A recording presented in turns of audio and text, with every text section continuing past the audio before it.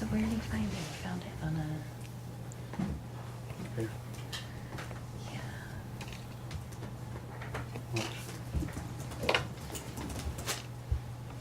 You were walking Lewis Woodlands between end of, Just now? no, you. No, not yet. Not yet. It's, 696 So does this wallpapers. actually say that it's free, or do you need no, like I a was looking for subscription or stop bars, something? stop Like you can go over here, for example. stencils. No, sorry. Because Jason's like, we don't have that. Yeah, they just lay down two pieces. I was paying over the bar, no, I meant for stop. Those are slow. I'll second. We're all set? Okay. Please stand for the Pledge of Allegiance. I pledge allegiance to the flag of the United States of America and to the republic for which it stands, one nation, under God, indivisible, with liberty and justice for all. Trustee Cheney? Here. Trustee Foster? Here. Mayor Newhart? Here. Trustee Calora? Here. Trustee McKnight? Here. Mike Mosher? Here. And Stephen Gabba is absent. May I have a motion to accept the minutes of June 5th, 2023 work session? So moved. Do I have a second? Second. All in favor? Aye. Aye. And a motion to accept the following reports: May 2023 Clerk's Office, Justice Department, Building Department, and April and May 2023 Planning Department. So moved. Second. All in favor? Aye. And a motion for authorization to pay all approved and audited claims in the amount of $552,446. So moved. Even, Wow. yes. So move. Okay. Second. All in favor? Aye. Aye. And Chief Rader's not with us this evening.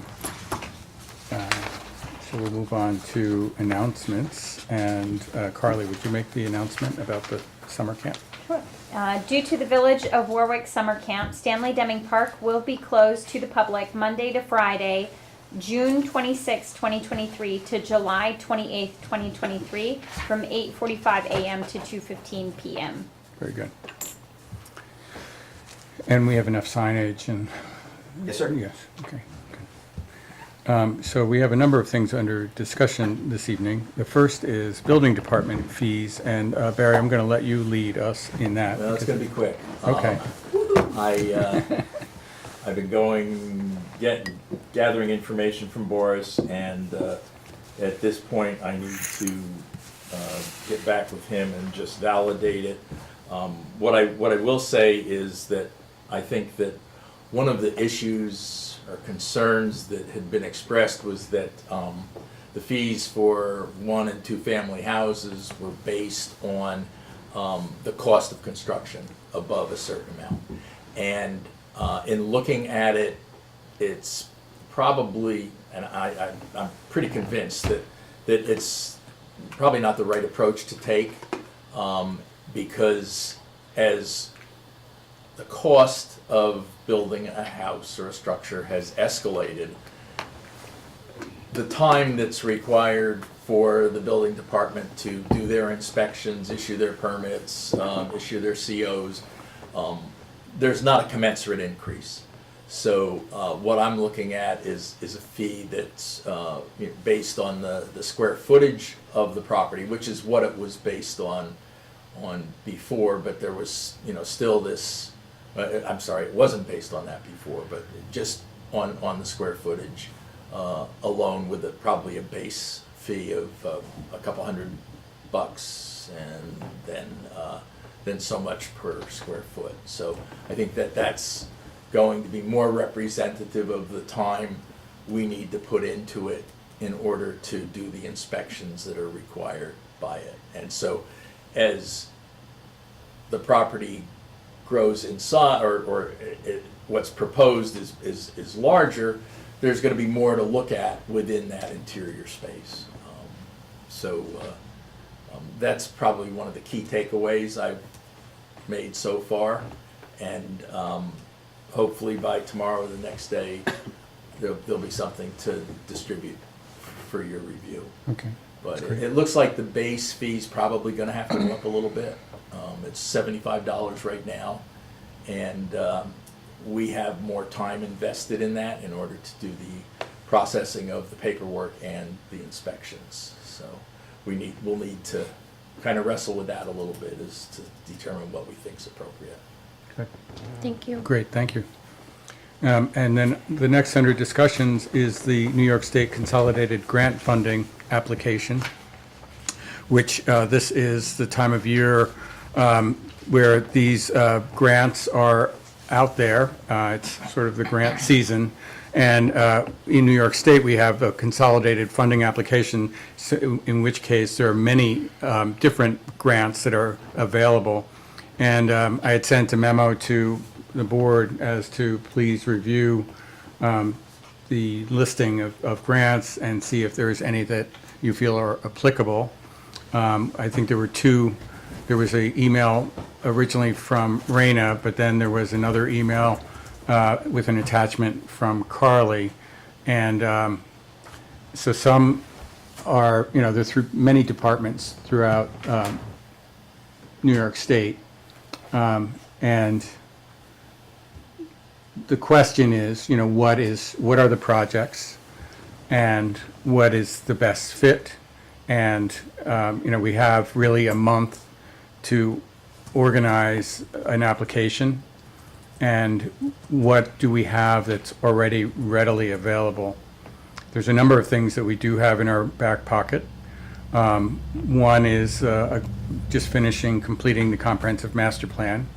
That gives us a tremendous amount of information, good information. And I think that can lead in many ways. We are gearing up for tourism, and as you know, we're focusing on municipal bathrooms. I think that's a very important piece. We're a historic district, and so that's also, out there as well. Barry, I know, is working with Tectonic on, which grant is that? Dam safety, repair, and rehabilitation. Right. So finally, you want to continue to No, summarize you and come please, back to me? no, But- complete but, that you know, thought. Finally, there's money available for this. I mean, we've been in a position where we've been ready to move, but there really hasn't been any funding sources. So, and there's some question about what the state's going to do with this. They've got money in the water quality improvement plan, up to $5 million per project, and it's on the same deadline as the CFAs. And it's primarily for high hazard dams, which only one of ours is a high hazard dam, so that's the lower. So work that we had intended to do on the upper probably isn't going to be part of the package, but most of the cost of the project was in what was being done for the lower reservoir. And Tectonic will be able to support us in this in the framework of the annual contract we have with them, so they can do the work. They were figuring, I think, around $1,000. No, they said no more than $1,000, and they'll do it in their annual allocation. We'd have to handle the portal entry, and they give us all the information that we need. We'd also see it ahead of time so that we can tweak it to try and sell it to the reviewers in the best light possible. And I looked through the scoring, and I came up with, I think, 65 points out of 115, which should be pretty good, I would think, unless there are a lot of people out there that are in a lot worse shape, which there could be. Mm-hmm. But we are pretty far as a project goes. Yeah, that's part of why we got the points, because we're in a position. I think Tectonic probably felt even better than that. Yes, they in did. terms of their evaluation. So Yeah. I might have been a little bit too conservative. And they also mentioned money that was available through FEMA, but there's only $600 million nationwide for that. So it's a much less likely opportunity for us, so we'll move forward, if we decide we'd be able to move forward with that. I think it's definitely worth an attempt, considering we have. $1,000 that's not a lot. They're compiling documentation that they already have, is that what it is? And then There's an they're- engineering report already. Okay, So great. that gets us, That's good significant, points. right. Yeah. And, So that's, I mean, I think that's the key to any applications, is what we have that that will put us in the best position. Because otherwise, it's really spinning our wheels. And we had talked about, Barry and I talked about applying for a salt barn, which has been something that we've applied for a number of times, but it doesn't really have the resonance that the dam application would have. So better to put our eggs in one basket, or our focus on something like that. my analysis of the scoring on the salt storage shed was that I think I was probably down around 40 or 45 points, and that's probably not going to get it done. You get a lot of points if you're under DEC order because you've got leaching, or there's no shed there and it's just a pile. So we're in not great shape, but okay shape when you look at the way they're scoring the application. Right. The other thing I said the comprehensive plan, but we're wrapping up the comprehensive master plan for Memorial Park, so that's significant as well. So I want to hear from you guys. I mean, are there specific projects that you feel fit into any of these grant categories? And if so, you have to look at it very carefully too, because, the funding obligations, for example, under Market New York, they'll only pay for, if it's capital improvements, which is something I think would work for us, they only pay for 20% of a project. And the minimum project is $150,000. So as an example that they gave in that then our share would be $600,000 for a total of $750,000 project. So that's a pretty big nut, so.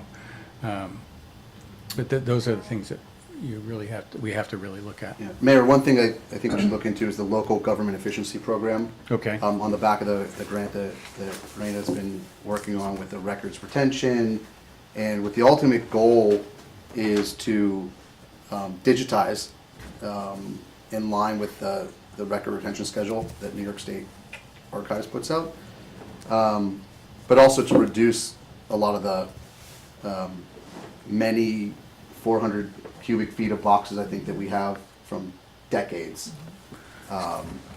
So would you do me a favor? Yeah. Would you summarize what your thoughts are and send it to me? Yes, I will.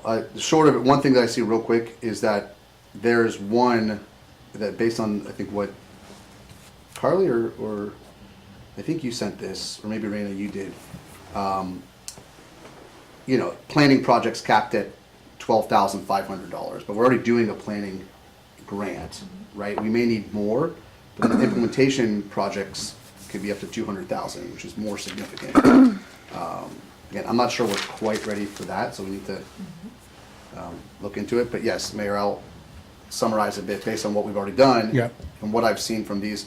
I don't think I have all the information. I mean, I'm just seeing what the Yeah, no, I understand. that was sent We'll over. have to try to flesh it out in the next week and then see if it's doable, and if it makes sense. Okay. Well, and if we're not ready this year, we can put it on the calendar for next year, because, I mean, I think that would be a great goal for the board, is to kind of map out what we think is coming down the pipe, and I think that's actually on my plate to do, to put the calendar together, but Okay. if different, later, but if different folks have dates, then we can work on that, and then we can know what's coming down the pipe and what to prepare for. The other thing too is to understand what the anticipation and the time if we do win an award, then what is the What do we have to anticipated? do? Yeah, what do we have to do? And that really has to be, we have to look at that holistically, because if we are successful with some of the other grants that are out there, then that might, you just have to look at that. Yeah. And Tom, if you're looking at stuff, there's also the Climate Smart Communities grants to think about. Right, absolutely. And then I was looking at, so because we are finishing the Veterans Memorial Park Master Plan, I was thinking if maybe some elements we might want to think about going after the EPF or Recreational Trails Program. Mhm. Yeah. I think so. Some trails. Yeah. Go ahead, finish. I guess a question that I had was whether or not they could be paved. So, but In what way, I mean, what's the question? about whether being the paid? trails can be paved, like, I know that the trails that are funded through the Department of Transportation, like the Heritage Trail, has to be paved, and it has to be maintained during the winter, because it's based on moving people about, like getting them to work and things, so Yeah. that's the basis for getting the 90% federal funding, I guess it is. yeah. Well, and this program, I think this is state funded, the, And 5% Recreational state. tra- Oh, Yeah. it's just state? I think it's, I actually don't know. I Okay. guess we can look at that. But, so, but then there's also the EPF, so I was thinking that we could maybe we could take a look at what we think would be easiest. Oh, I know what I was thinking for EPF. I was thinking that, we should reach out to the skate park initiative. Mhm. Because that's a $750,000 max request with a 50% local match. And they've been raising money. Oh, actually, the max request is 500,000 if it's less than 4 million. So I was thinking skate park could potentially partner to go after that EPF, and then, the recreational trails. Because they already have a cost estimate and everything, Right. and they've got the design, and they Right. have all of those details, so I thought that would be, and we already have, past grant material for that. So I thought that could be That's right. a very light The one we lift. did with Mhm. Pat Ryan. Mhm, Yeah. mhm. Yeah, and then the other one I was thinking about was the zoning, whether we might think that we want to consider going after the form-based code, or whether that could make sense to ask, Peter Peter, Fairweather. yeah.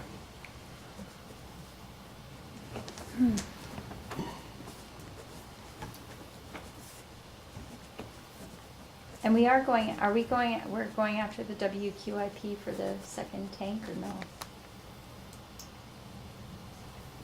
I believe so, yeah.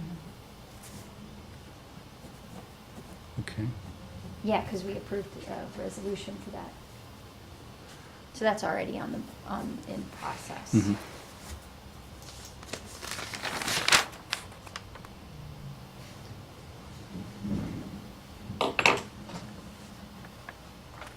Mary, did you see anything in the? Yeah, I would be interested in anything that has to do with tourism, like you said, the restrooms, Mhm. anything that would promote or support tourism. Okay.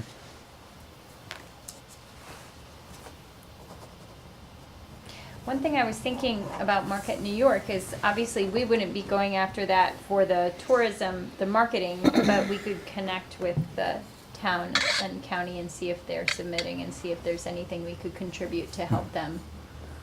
Well, I was thinking really more a capital project of the building Yeah, next door, so that's, Yeah, that'd that, be great. that Yeah. would be great. I mean, there's a lot of things that we're gonna be able to do in-house, but then there is another level, and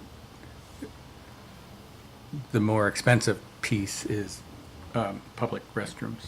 Yeah, Oh, yeah, yeah. yeah.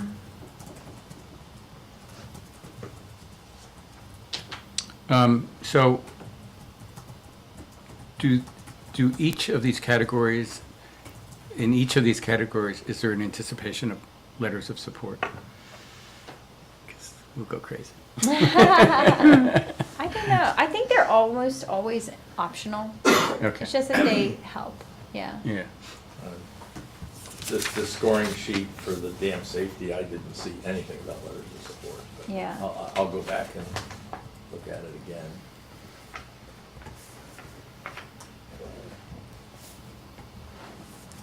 Okay.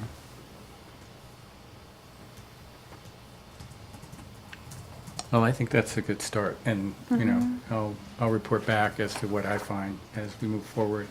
I know that you are up to your eyeballs with As is safe. Mr. McKnight And Mr. McKnight. and we're pulling in Mary Calora and And that, the document you sent us today, the transportation, what was it called? way to go, Way to go, Warwick. Warwick. Way to go, Warwick. I thought it was wonderful. I mean, Transportation Safety Action. yeah, I thought it was really well written, Yeah. well done, extraordinary. Tom? So are we in this part of the discussion? Yeah, Okay. we'll move to that, Yeah. yeah. Safe streets for all. Yeah, so as Carly pointed out in the past, in order to be eligible for implementation projects for Safe Street for All, we would have to have a safety action plan in place. A number of municipalities and townships will apply for funding just to create a transportation safety action plan. However, we thought through a number of the recent initiatives that we have a lot of data backed by the comprehensive plan, which has a heavy community engagement aspect to it. We've applied for recent grants, which have like the RAISE grant, which have caused us to get our ducks in a row, figure out what we do know, what some of the projects are that we've identified. So basically, this transportation safety action plan, we culled together all of that. Carly found some really interesting crash data, which the results, I mean, I guess some of us, we could have guessed it, but actually seeing the data was fascinating. And just, I mean, you can see it in the document, and we will put this on the website, but the idea that a lot of these incidents happen on the gateways to and from the village. So not particularly surprising, but the whole idea is grabbing that data, as well as some of the narratives that we've used in other grant applications, and putting it together with the lens of an action plan. It's our hope that we can use this to self-certify and actually go after some more implementation funding instead of just more planning and more design, which it's important, but this may allow us to actually be awarded. Do both. And Yeah. do both. Yeah. You're right, there's going to be an element in the Safe Streets for All for some planning and design. But the idea was to have that nice blend so we can actually have a real tangible project off the ground. Carly, do you want to talk about the Safe Streets? Now that well, hold on, before we do that, this doesn't need necessarily a board resolution, but I think it would send the right signal that this is a strategic initiative for the village and that it underpins any of these transportation-related grants that we are going to apply for in the future. Because again, this is just collecting everything that we've put into it so far. So I'd like to, by the next board meeting, if everyone agrees, send comments that we can make some resolution. So we may need Steve to draft that. If we can have that in place, that'll allow us to have a resolution we can point to in the Safe Streets for All grant before its July 11th due date. Yeah, I mean, it does have to be draft, it does, the latest version has to be like up to June 2023, but I think we can share the June version and also share the resolution. Okay, fair. Yeah, maybe we could do that. I would like to just share a little bit of the data, if that's okay? Just It's some great. of the outcomes. Oh, you had a question? No, Oh, sorry. Oh, okay. That I thought was really interesting. So so New York State DOT provides what they call clear crash data, and it's sort of really detailed database, and it's very permissions focused because it also provides a lot of details about the the crashes that might be more privacy oriented, so I had to jump through some hoops to get access to it. But you can also sanitize the data, and you can provide, you can learn a lot from the data when you run queries and you export. And so some of the key findings were related to the number of crashes. And so every time I queried for crashes, I was looking for injury producing crashes. So anything that didn't produce an injury, I didn't look at. And maybe that's something we could change in the future. But what's interesting is that despite, we have been hearing a lot about speeding. We've been seeing it. We're very concerned about it. However, there is a downward trend in terms of injury-producing crashes that has been occurring since 2007. So the data only goes back to 2007. What is also interesting, though, is that there was a huge dip for 20 and 21 for, I think, obvious reasons. But then 2022 had jumped almost right back up to where 2019 was. So maybe it's not obvious. Oh, so I'm really because of people not driving as much, staying home, the pandemic. But so I'm really interested to see how the data progress in 2023 to see whether the trend is reversing, because it went down for a long time, and then it's interesting to see 2019 and 2022 data looking almost the exact same when we had before some downward trends. There have been close to 600 crashes resulting in at least possible injury within and immediately adjacent to the village since 2007, and most of those have occurred on the major gateway roads, which is interesting and I guess predictable. But that kind of speaks to a lot of what we've been discussing about the need to kind of slow folks down around those gateway roads. Also, the vast majority of crash types in the broader 4-tract area, a lot of those have to do with collisions with animals, but within and adjacent to the village, the over 60% of the collisions are between motor vehicles, two vehicles hitting each other. And this is really interesting. Over 75% are caused by, so the data also include contributing causes to crashes. So when the police go and they report, I wish Chief Rader was here today, because I was really excited about sharing this data, and we'll send him an email and we'll talk about it. But over 75% of the injury-causing crashes since 2007 in and immediately adjacent to the village of Warwick have been caused by driver behavior. And the majority of that is related to driver inattention. So, a lot. Driver inattention, but then also what kind of I classify as inconsiderate behavior. So, unsafe passing, failure to yield. There have been some intoxication issues, but following too closely. And so I think that really speaks to some of what we've been talking about with the outreach campaign, and I think that also validates some of the feedback that we've been receiving from residents that, changing the speed limit is one thing, some of these other physical improvements are others, but we really need to be doing a lot of work to help adjust behavior. So just wanted to share that. I thought that was good. interesting. Very Thank you. interesting. Good finds.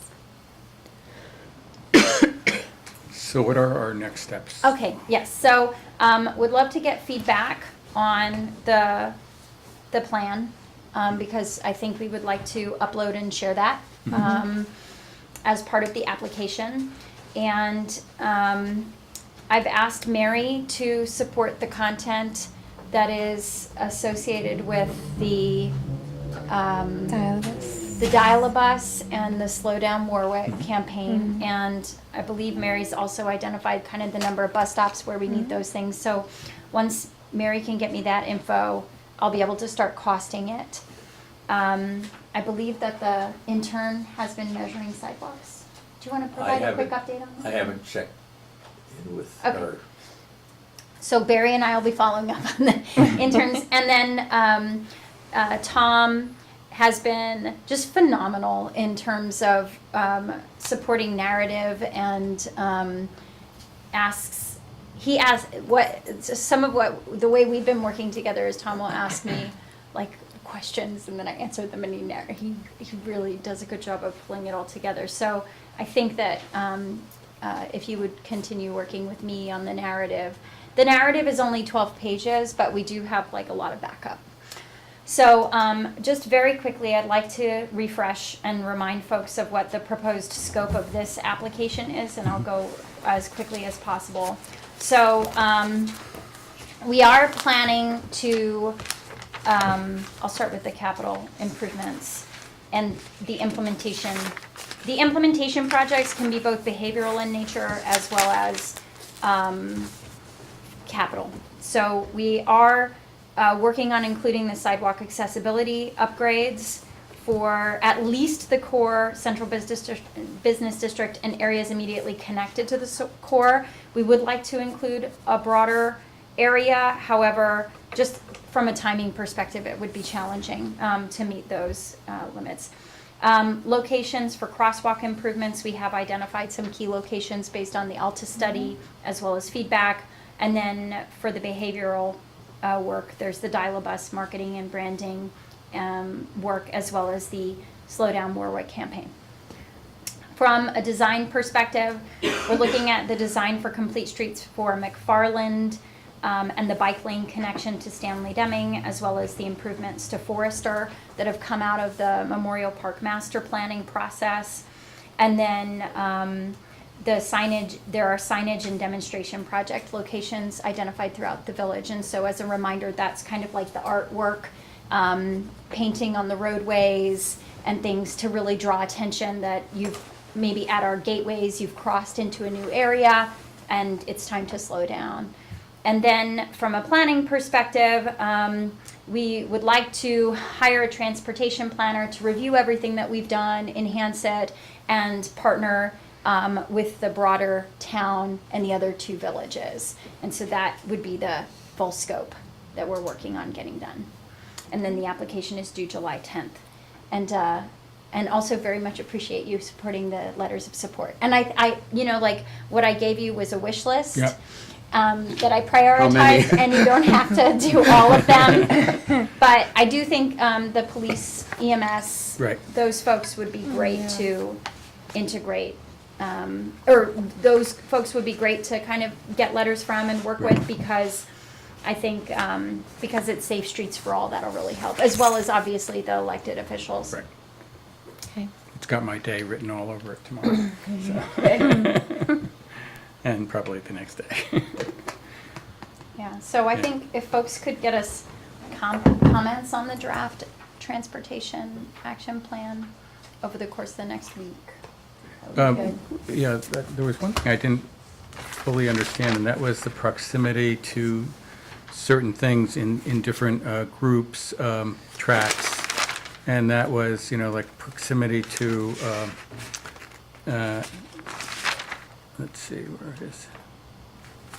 Oh, you're talking about like to grocery stores Yeah, in the yeah, tracks? Yeah, Yeah, so one of the things that can be really challenging about these data are they don't necessarily perfectly match our jurisdictional boundaries, and the village actually intersects with 4 different census tracts, Yeah. and the population within the tracts added together is over 17,000 people, whereas the village is about 6,700 people. And so a lot of the data that USDOT tracks and reports on is at that tract level. And so what we provided in the action plan was sort of the map of the tract and the area. And then some of the things that they report in on is how close are people to adult education, to grocery stores, to medical facilities, to parks for driving, and then are any of those things available to them within a 15-minute walk? I see.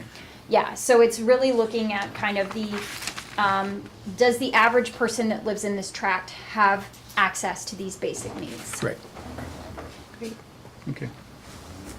Thank you. Sure. Do you have any questions, Barry? No, I think you're in a trajectory and a good one. Well, there's So- only 20 days till. this I is know. due. Yeah. But, It's not a lot of time. Let us It's like that know. GIF, the cat GIF. Let us know what else you need. Okay, so that's sort of the end of our discussion period. We'll move on to public comments. The initial public comment is for agenda items only. Yes, sir. Please state your name. Yes. Richard Wilson. Hi, Richard. 63 Newport Bridge Road. I'm representing my son Kevin Wilson. He owns Warwick Millworks. Oh, yes, on Spring Street. Correct. I took pictures, I don't know if you want to see them, about this regards the 4345 Colonial Ave. As far as a water tap-in, everything is existing at the house now. Basically, the water department doesn't have to do anything. He's wondering if they can waive the fee that is already paid, but all that's happening is at the foundation inside the basement, 2 screws are being taken off, and while during construction, it's being pulled off to the side. But there's nothing on the outside that has to be done as far as digging. The water main is there, and if you'd like to see the picture of a house, I have it with that, in regards to that. I don't know if you do or don't. So Barry, you have had some Yeah. conversations with the water department? Now or when we get to the motion? When we get to the motion, we can, okay. Very good. Okay. You would like to see this or no? I think I know the building, the house, and you gave a good explanation and description. So it is a motion, and so when we get to that, then we will have that discussion. And that's it. Okay, thank you. Thank you for coming. Anyone else? Yes, Hi, how are you? I'm Tiffany Howell, 322 Kings Highway. okay. Am I allowed to speak about flags on Main Street, or is that not in the agenda? It's, This public That's- comment section, or? it would be in the second public comment, Okay, yes. so not right now? Non-agenda No. items, Okay.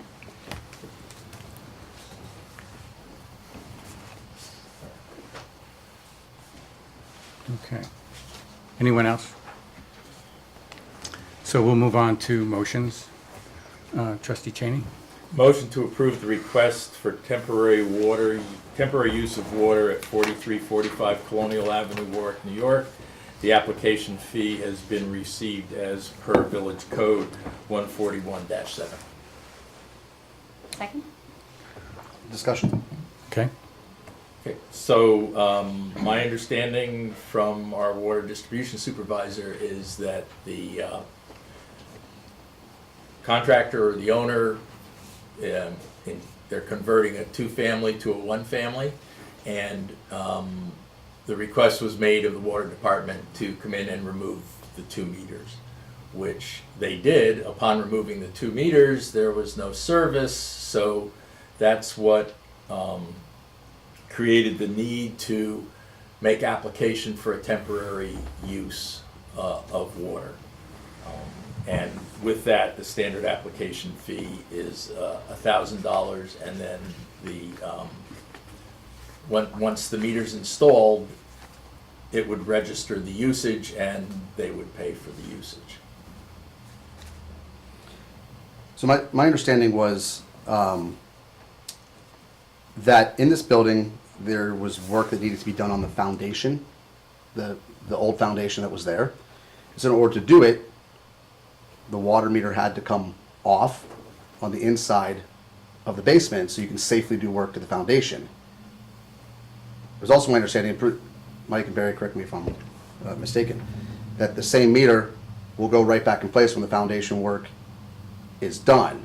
So I was under the impression that when the builder called to ask what should be done, he was advised that temporary service would be needed, but it seems like it's the same service, same meter, same location of the meter, just work needs to be done to the foundation. So it was removed, work's done, it's put back. So I think I'm missing the temporary aspect Was it connected to the hydrant? I mean, I don't know. Do you know? No, I haven't seen Chris. Yeah, I don't. Has I see. the meter been installed, or was it connected to the hydrant and you were working off the hydrant? No, it's in the house. It's existing. It seems like it was maybe the wrong ask and kind of was left to temporary. I don't think there was an understanding that a fee was associated with it, but it seems like same meter, take it off the fixed foundation, put it back on. It's still the same account, same owner, same service. That was my read of it.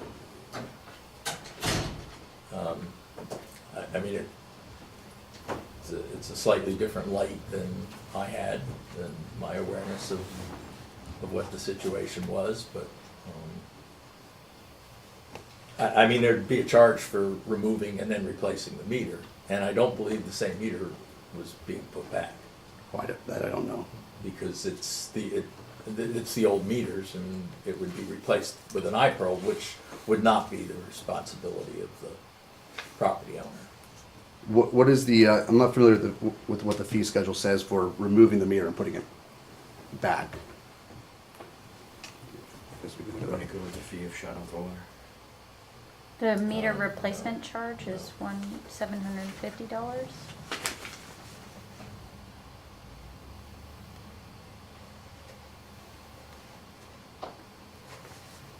Which is kind of a good question, Carly. At what point does the village, regardless, even if this doesn't happen, replace that meter with a newer one? When they get around to replacing meters. Or if there's a problem with the meter in terms of its recording, or with the transmitter, they would go in and they would replace it at no charge to the customer.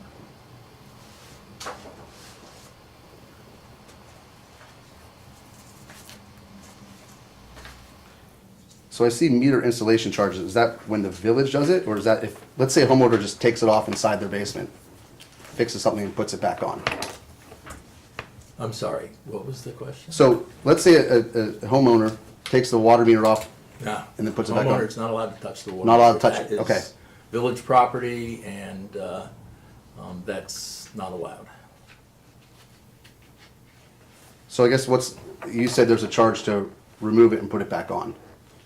I guess the question I'm asking is, what is that compared to a temporary service charge?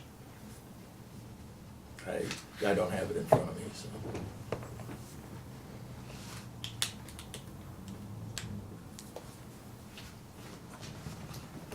Do we need more information? It feels like we do, and right now, your son is able to work, correct? I mean, he, Yes, but he wants to know if he can use the water for temporary use, I guess, until the house is completed. right, See, and it's not metered at that point, It is metered now, right? They put the Yes. meter back on. Who put the meter on? Honestly, I don't know if it's there right now. I didn't get in the house today. To me, it sounds like while the meter's being removed for this work, and if he needs use of water, that's what you're having him pay for. Because it's unmetered. Until then, and it's put back together by Mr. Bennett, that's what, the unaccounted for water while that meter is not in its place. So if he takes the meter out and does all the purging around that foundation, that water's accounted for. Oh, so that's to account for the When water meter's not use or there. loss. Yes. I see. Usually, these requests are from somebody who wants to fill tanker trucks or large. Or build something, you know what I mean, that's gonna be there for months. This gentleman's gonna use it for hours or days. Where up at, a major development, someone will get this temporary use and they'll, be doing it for a month. Just 3 abuse it or months something. 6 months Right. to do foundation work and the cleanups and things like that. And oftentimes it's meters connected to a hydrant, a nearby hydrant, and it's run off of that, and the meter is registering the water usage. I thought it would be metered regardless. Otherwise, how do we know how much someone uses? What do you mean? Well, if we put one of those meters out there on a hydrant and you leave it there overnight, unfortunately, there'll be a vandalism or something, and then we don't get that meter back. this way, this is very convenient, the gentleman has everything right there, it's just, there's gonna be a time when the meter's not in place and how much water he uses, you know, that's the way the code is written, but it doesn't account for, unfortunately, the guy who's gonna be 45 minutes or 4 days. It's aimed at a building that's gonna be put there for, 60 days, and where you gotta account for that water. So you get $1,000 or whatever from them, and that kind of cuts the cost of filtration and everything else that goes into you putting water out to the people.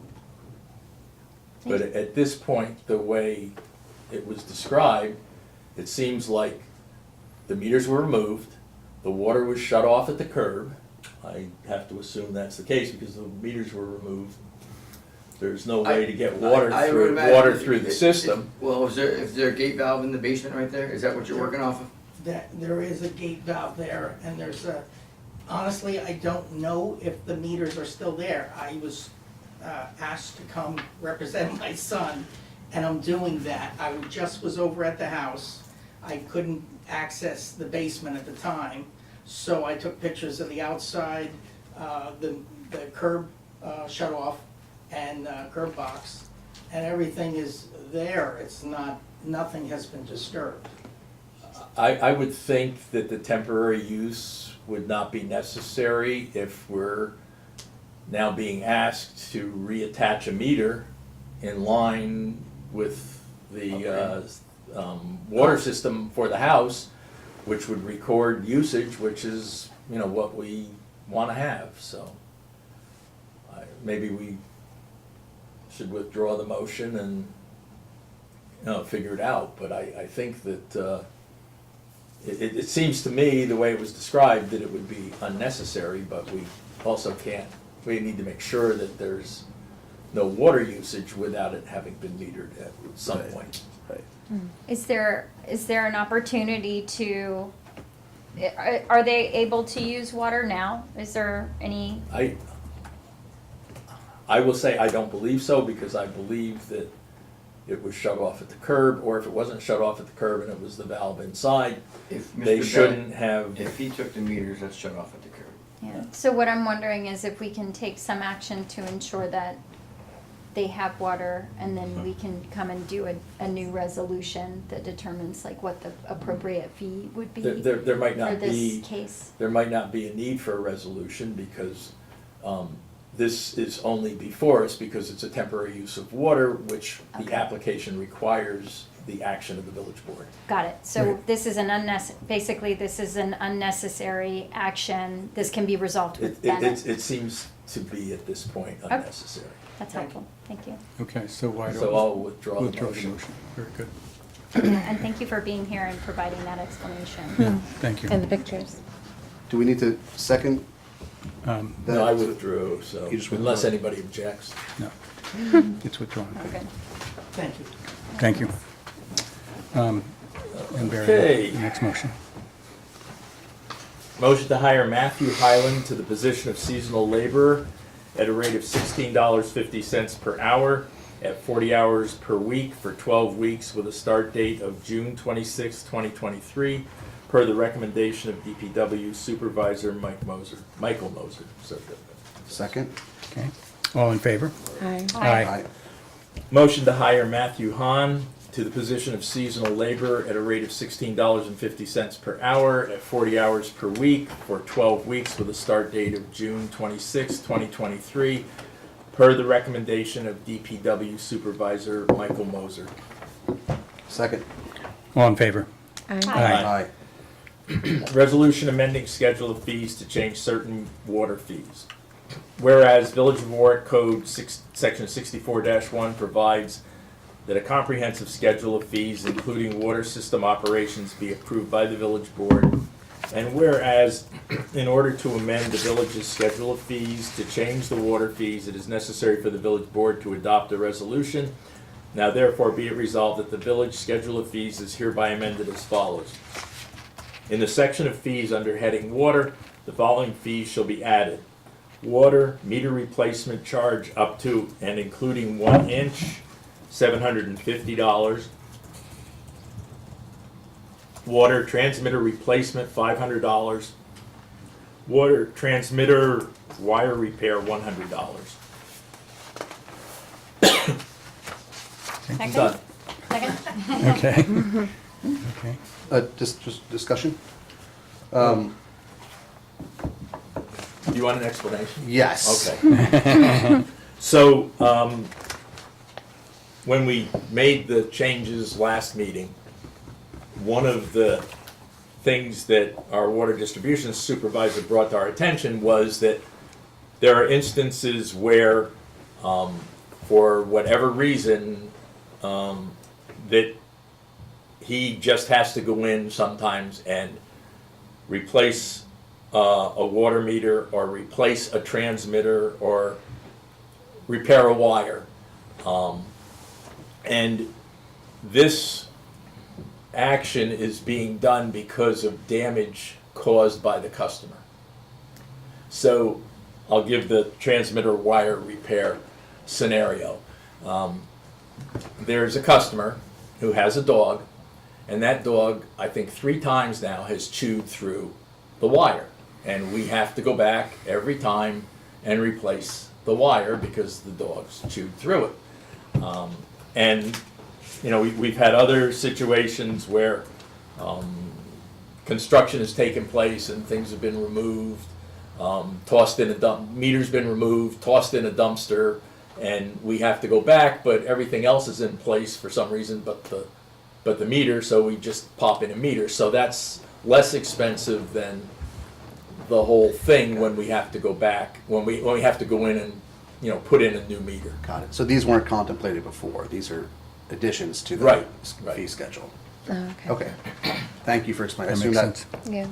that holds for the second resolution or motion you're about to, or resolution you're about to make No. as well for sewer. I don't think so, but, So, Sewer fee? yeah. Okay, so Okay. roll call vote. Trustee Cheney? Yes. Trustee Foster? Yes. Trustee McKnight? Yes. Trustee Flora? yes. Mayor Newhart? Yes. Number 5, resolution amending schedule of fees to change certain sewer fees. Whereas the Village of Warwick Code, Section 64-1 provides that a comprehensive schedule of fees, including sewer system operations, be approved by the village board, and whereas the village's schedule of fees contains a provision for sewer fees as follows: sewer's permit application fee, $1,200, code section 109-5, and whereas in order to amend the village's schedule of fees to change the sewer fees, it is necessary for the village board to adopt a resolution. Now therefore, be it resolved that the village's schedule of fees is hereby amended as follows. In the schedule of fees under heading sewers, the fees shall be revised to appear as follows: sewers permit application fee per tap, $1,200, code section 109-5. Second. Okay, so it wasn't, In it should discussion, be per tap. It's per tap, and we It's didn't put per tap before yeah, it was. yeah. Did it say Okay. per unit in the last one, or just? No, no, It we didn't had, say we had it. removed the per So we're unit. clarifying per tap. And so we just want to make sure it's per tap because, Got it. you know, each tap is unique and requires a plan and an application submittal and a review. Okay. Very Good good. catch. Trustee Cheney? Yes. Trustee Foster? Yes. Trustee McKnight? Yes. Trustee Flora? Yes. Mayor Newhart? Yes. And Carly? Motion to increase the total cost for landscape architectural services from Karen Art for the preparation of the landscape master plan for Veterans Memorial Park to $15,000. The project cost of $10,000 was previously approved on May 16th, 2022. Second. Okay. All in favor? Aye. Aye. And Mary? Motion was made to approve the fiscal year 2023 to 2024 budget appropriations and revenue for the increase in CHIPS, CAVE NY, and EWR as per the village treasurer's letters dated June 13th, 2023. Second? Okay. All in favor? Aye. Motion to approve Sherwood Stevens as Village of Warwick Shade Tree Commission member. I think Philip- there's a motion that just got skipped. Tony. I apologize. Oh, is that me? I withdraw my Sorry, motion. thank you. Right, the budget modification. Motion to approve the fiscal year 20 2022-2023 budget modification and transfer request as per the village treasurer's letters dated June 15th, 2023. Okay. Do we have a second? Second. All in favor? Aye. Now you can go. Motion to appoint Sherwood Stevens as Village of Warwick Shade Tree Commission member to fill a vacancy of an unexpired term through April 7, 2025. Second. Okay. All in favor? Aye. Aye. Aye. Motion to acknowledge receipt of the petition for 4 Overlook Drive for a zoning change and to refer the petition to the village's attorney and the village's engineering consultant for review and comment. Second, and discussion. I spoke with our attorney today on this particular matter, and one of the things that he mentioned, and I, was that we should also establish an escrow account for this, since we're giving it to the our engineering consultant and our attorney, so that those costs that are incurred can be. We already have one. We do have one still from Mr. Singer. It was $1,000 that was originally established, and it's still open. When was it established? In, 2015? no, Oh, a little bit earlier than that. It was established in June 23rd, 2017. 2007. And has a balance of $805.50. Okay. I mean, I think that's totally adequate, but in terms of money, it's, How much do you think is needed? what I wrote down was $2,000. 2,000? So, I mean, if we wanted to ask him to bring it up to 2,000 I think so. yeah. to add to his, okay, so I'll make a motion to amend by adding the following and require the applicant to add to the current escrow account with the village to bring the total to $2,000. Okay. Second? And just discussion, again, why now? Why is this coming up? Why are they asking for this now? And is the applicant going to be represented in, I thought, this meeting or the next? Well, at this point, all So we're just to doing refer is. to We were the just attorney. referring to our We're taking attorney, it, yeah. and we're giving it to our attorney and our engineer. Right. And I think before we really dive deep into this, we need to hear their feedback. That's fair. Okay, so we have a second as amended. Yep.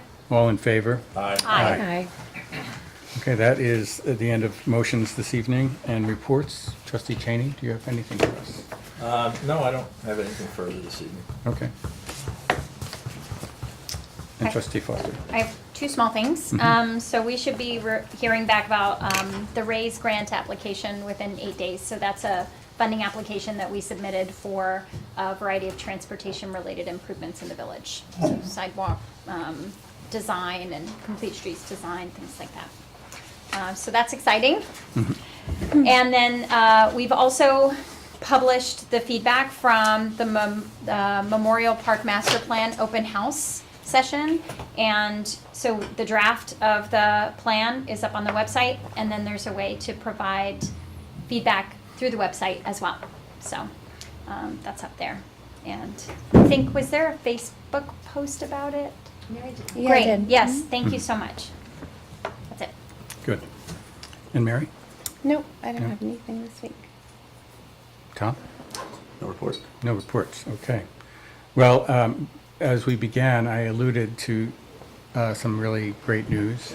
I heard today, I was given the information that we received a grant of $600,000 to go towards the Warwick Skate Park initiative.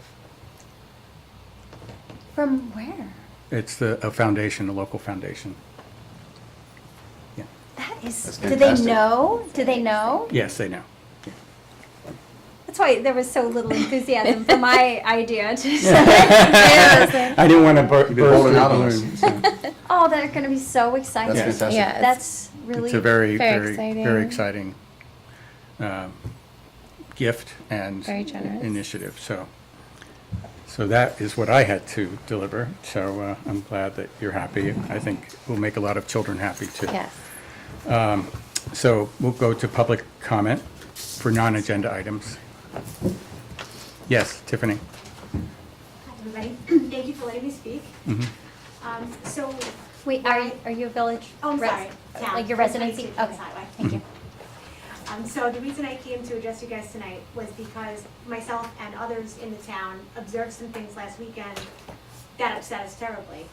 And that observation was that it appeared that the American flags disappeared off of Main Street last weekend.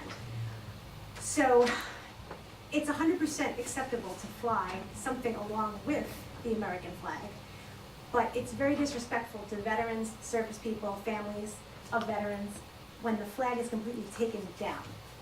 So I'm hoping that there's a way to show support for one and not disrespect for the other. I felt that it was very disrespectful to pull them down completely. I'm hoping that, there is a way that we can remedy that, so we can have both maybe next year.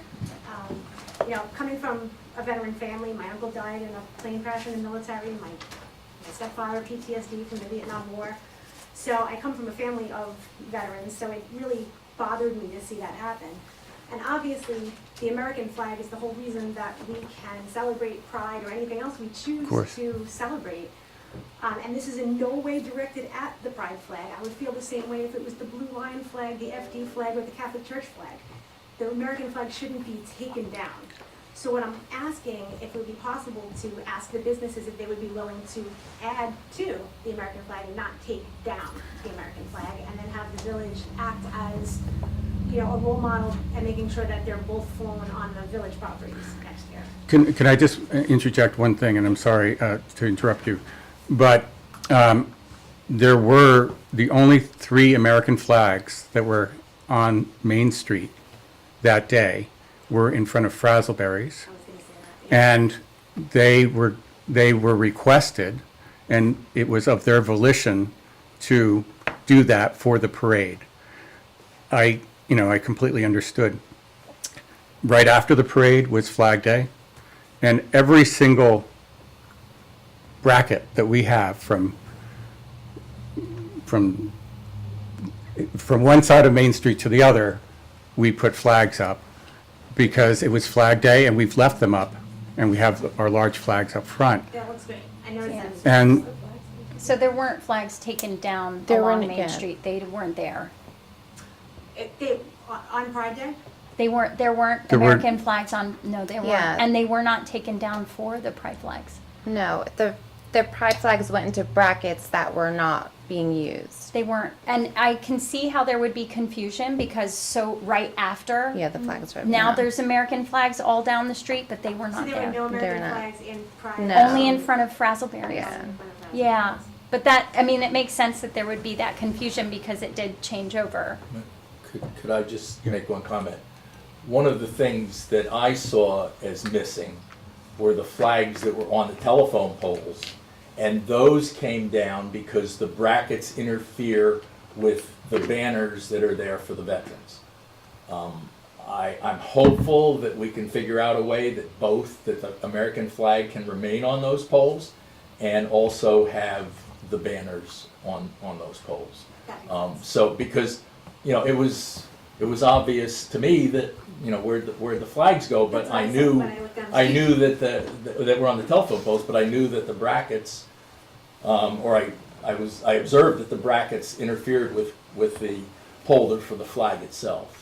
So, it's something, I think we can work on and try and figure out a way to have both of them so that when the banners are put up for the veterans, we don't have to take down the American flags.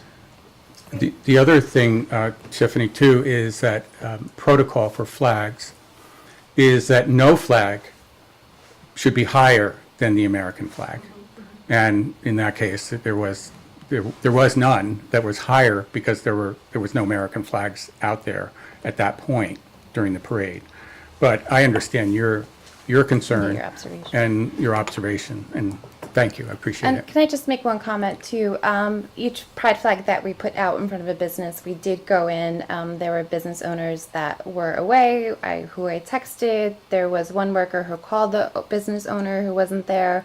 We did ask, do you want a flag? Is this okay? So we worked with businesses as well. In the interest of just respectful dialogue, who paid for the flags? The The community center. And Will if you I, state- if I could, My name is Lisa King. it was not an initiative of the board or the village to put those flags in. In other words, there was no, nothing that came before this board or was discussed by this board to do that. It was not a board or village action to put the pride flags up. It was private Mary's, action. respectfully, Mary's not saying, but she's saying that she did go around to businesses. Not Yeah, as a not a person, person. not as a in member of the capacity board. as a- Yeah. Yeah. Yeah. But Thank you. to the point about the brackets, one of the things, I mean, a lot of the brackets along Main Street are broken. And so the idea of having kind of like a higher bracket and a lower bracket, like, I think that's a good idea. Yeah. Yeah. Because there's so many different like events and things that happen and big parades down Main Street. And it was just beautiful seeing, and it's beautiful seeing all the American flags down Yeah. Main Street.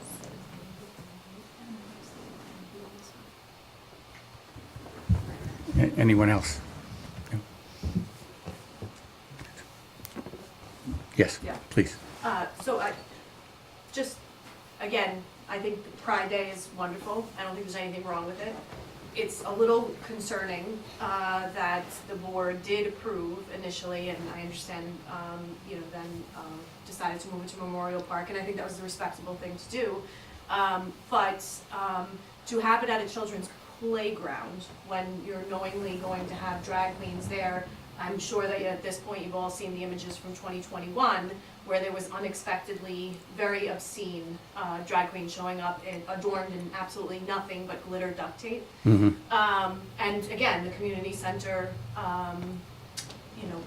detested that, and they were open and public about that was not representative of what they were bringing to the community. But given that, things do happen. Of course. That was an unforeseen disgrace that took place that we can't fault the community center for, but things do happen. And so it just begs the question, why? Why would you approve something like this to take place where there is going to be, not just a pride event, because that is appropriate for children, but a pride event that is going to have a drag show? I just fail to recognize or understand why, that would make sense. That would be where you have community members and non-community members that, frequent the Stanley Deming Playground. Right. And parents, not everybody's going to be aware of that event happening. So there's not the opportunity for parents to make an informed decision to bring their children to, a drag function. Yes, there is a societal expectation when you bring your children to a playground about what they will and will not be exposed to, especially whereby it's something that's being approved by a respectable body of elected officials. People, it's, yes, think anything could happen at a playground, but people would not expect a body of elected officials to approve something of that nature. So I just think in the future, that it will be more inclusive and will simmer things down in terms of the community feeling more comfortable about drag shows and children not occurring at the playground. Okay, thank you. Tom King, 6 Marie, just to add Yes. to that. 6 Marie Place in the 6 Marie Place, I don't see the reason why we'd involve kids with adult issues to begin with. Yeah, the point is that, drag queens, that's not in terms of diversity, equity, inclusion, that is not, people don't live their lives on a day-to-day basis, that activities of daily living as drag queens. That is a career, it is a profession. So in terms of diversity, equity, inclusion, we'll be showing our children that there is the option to pursue a career path in drag. I really just don't understand, why that pertains to, in any way related to pride, in my opinion. Again, that is not the way that we have lots of families in Warwick whose families celebrate diversity, that have two moms, that have two dads, that a lot of variables. And their day-to-day life, that drag shows are in no way representative of their day-to-day lives. Even drag queens, the ones that showed up for every single event, you think they walk around in, with makeup dripping down their face and flamboyant outfits or duct tape around their bodies? No, this is a profession, this is a career for them. So is that what we're trying to show our youth in Warwick, that being a dragster is a career option? Outside of that, I just fail to recognize how there is any pride for families or children in drag in children's playground. Again, we're speaking in the context of children. It's just not appropriate. Well, thank you for your opinion. I appreciate you coming tonight and telling us how you feel. And I would love to, Ms. Foster, I think you were gonna say something, I would love to hear, Well, we did talk at length about this during a prior board meeting. So you're welcome to also observe that, but I'm not sure that I'm not sure that as a board, it's our job to adjudicate like what people choose to wear and also to inhibit free speech. And there are a lot of people that do see those things as being kind of like their families find themselves, children find themselves within the LGBTQ community. And I don't think that it's our job to decide what so people if any member of wear. the community decides to walk down Main Street and adorned in nothing but duct tape, Go to the that's park. gonna be okay? I think that, I think if I walked past Mr. Newhart's business dressed in nothing but duct tape, I would hope and believe that Mr. Newhart would call the police and get me mental help. I think what we're talking about though is the drag show. You yes. talked about how what happened in 2021 was unacceptable. The community center thought that it was unacceptable, but then that the Pride event that happened this year and that has happened on other years didn't have that level of exposure. So I think what it sounded like you were talking about was So, taking but that is issue you with having. adjudicating and saying how far is too far in terms of drag.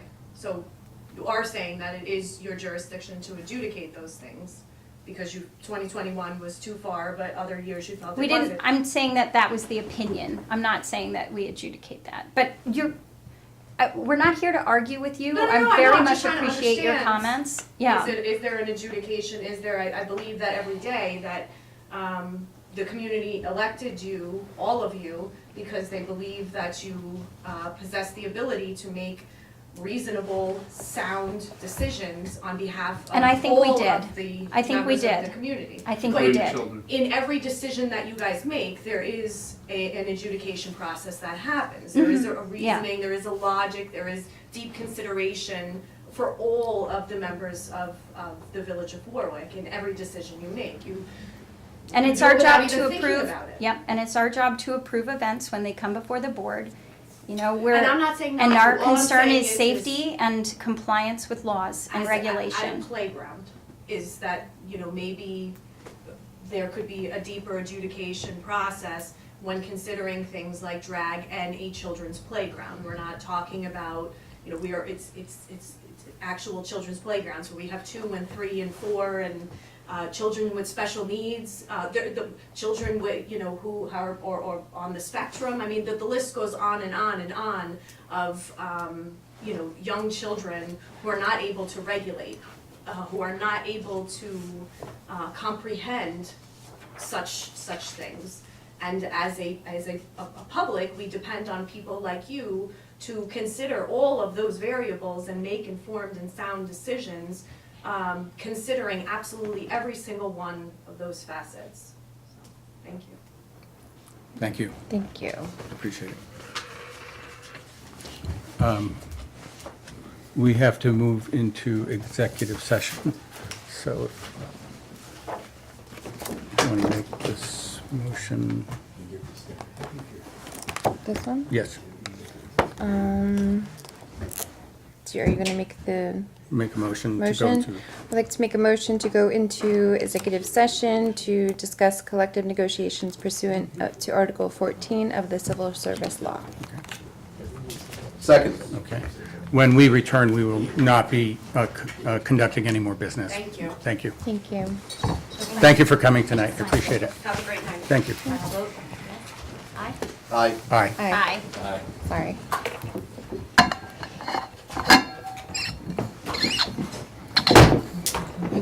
We're still live. I'm just gonna go ahead and, remove ourselves from the agenda. Thank you.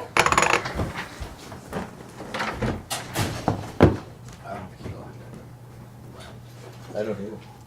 Mine's out in my car. What do you want, mine? Yeah. Yeah. That way you won't have any visitors. Thank you. Bye, thank Good night. you.